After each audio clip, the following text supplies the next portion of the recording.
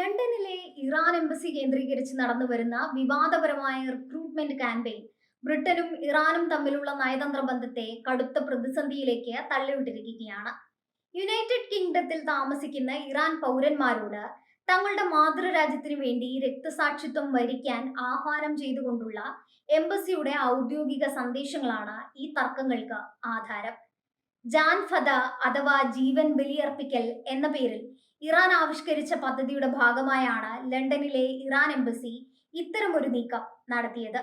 ഈ സംഭവത്തെ അതീവ ഗൗരവത്തോടെയാണ് ബ്രിട്ടീഷ് വിദേശകാര്യ മന്ത്രാലയം കണ്ടിരിക്കുന്നത്.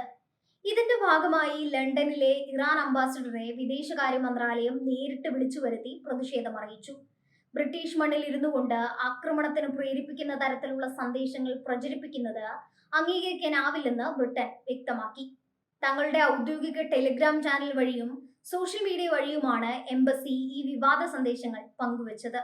നമ്മുടെ മാതൃരാജ്യം ശത്രുക്കൾക്ക് വിട്ടുകൊടുക്കുന്നതിനേക്കാൾ നല്ലത് എല്ലാവരും ഒരുപോലെ മരിക്കാൻ തയ്യാറാകുന്നതാണ് എന്നായിരുന്നു ഏപ്രിൽ മാസത്തിൽ എംബസി പുറത്തുവിട്ട സന്ദേശത്തിന്റെ കാതൽ.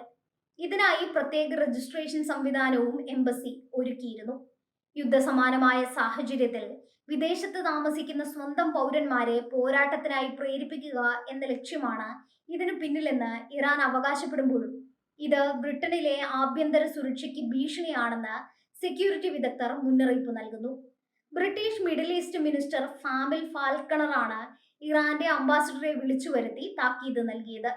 എംബസിയുടെ ഇത്തരം നടപടികൾ ബ്രിട്ടനിലെ സമാധാന അന്തരീക്ഷം തകർക്കുമെന്നും ആക്രമണത്തെ പ്രോത്സാഹിപ്പിക്കുന്ന തരത്തിലുള്ള ആശയവിനിമയങ്ങൾ ഉടനടി അവസാനിപ്പിക്കണമെന്നും അദ്ദേഹം കർശന നിർദ്ദേശം നൽകി.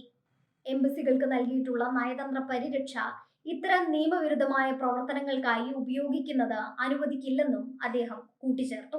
സുരക്ഷാ ഏജൻസികളുടെ റിപ്പോർട്ടുകൾ പ്രകാരം ബ്രിട്ടനിൽ താമസിക്കുന്നവരിൽ നിന്ന് ഇറാൻ അനുകൂലികളായ ഒരു അഞ്ചാം പടയെ സൃഷ്ടിക്കാനുള്ള നീക്കമായാണ് ഇതിനെ കാണുന്നത്.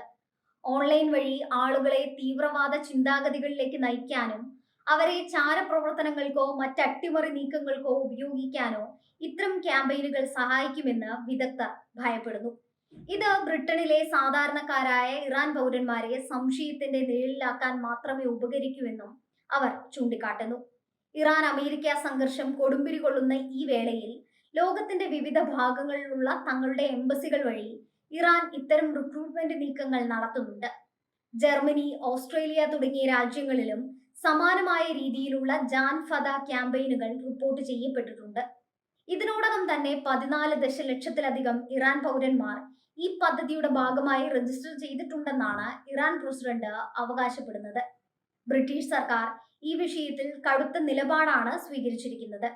എംബസി ഉദ്യോഗസ്ഥരെ പുറത്താക്കുന്നതുൾപ്പെടെയുള്ള കടുത്ത നടപടികളെക്കുറിച്ച് ലണ്ടൻ ആലോചിക്കുന്നുണ്ട്. നയതന്ത്ര ബന്ധങ്ങൾ നിലനിൽക്കാൻ ആഗ്രഹിക്കുന്നുണ്ടെങ്കിൽ ഇറാൻ ഇത്തരം പ്രകോപനങ്ങൾ അവസാനിപ്പിക്കണമെന്ന് ബ്രിട്ടൻ ആവർത്തിച്ചു. എന്നാൽ തങ്ങളുടെ നീക്കം ആക്രമണത്തെ പ്രോത്സാഹിപ്പിക്കുന്നതല്ലെന്നും കേവലം രാജ്യത്തോടുള്ള കൂറ് പ്രകടിപ്പിക്കുക മാത്രമാണെന്നുമാണ് ഇറാൻ എംബസി വക്താക്കളുടെ വിശദീകരണം. അന്താരാഷ്ട്ര തലത്തിൽ ഒറ്റപ്പെട്ടുകൊണ്ടിരിക്കുന്ന ഇറാൻ വിദേശത്ത് താമസിക്കുന്ന തങ്ങളുടെ പൗരന്മാരെ വൈകാരികമായി സ്വാധീനിക്കാൻ നടത്തുന്ന ഈ ശ്രമം വരും ദിവസങ്ങളിൽ കൂടുതൽ നയതന്ത്ര പോരുകൾക്ക് കാരണമാകും. ലണ്ടനിലെ നഗരവീഥികളിൽ ഇറാൻ വിരുദ്ധ അനുകൂല പ്രതിഷേധങ്ങൾ ഉയരാൻ സാധ്യതയുള്ളതിനാൽ പോലീസ് ജാഗ്രത വർദ്ധിപ്പിച്ചിട്ടുണ്ട്. വിദേശ രാജ്യങ്ങളുടെ രാഷ്ട്രീയ താൽപര്യങ്ങൾ ബ്രിട്ടീഷ് പൗരന്മാരുടെ സുരക്ഷയെ ബാധിക്കാതിരിക്കാൻ കർശനമായ നിരീക്ഷണം തുടരുമെന്ന് ഹോം ഓഫീസ് വ്യക്തമാക്കി. യഥാർത്ഥത്തിൽ രക്തസാക്ഷിത്വം വരിക്കാനുള്ള ഇറാന്റെ ആഹ്വാനം ലണ്ടനിലെ നയതന്ത്ര ഇടനാഴികളിൽ വലിയൊരു യുദ്ധത്തിന് സമാനമായ അന്തരീക്ഷമാണ് സൃഷ്ടിച്ചിരിക്കുന്നത്. ബ്രിട്ടന്റെ പരമാധികാരത്തെ വെല്ലുവിളിക്കുന്ന ഇത്തരം നീക്കങ്ങൾ ഇരു രാജ്യങ്ങളും തമ്മിലുള്ള ബന്ധം എന്നേക്കുമായി തകരാൻ കാരണമായേക്കാം.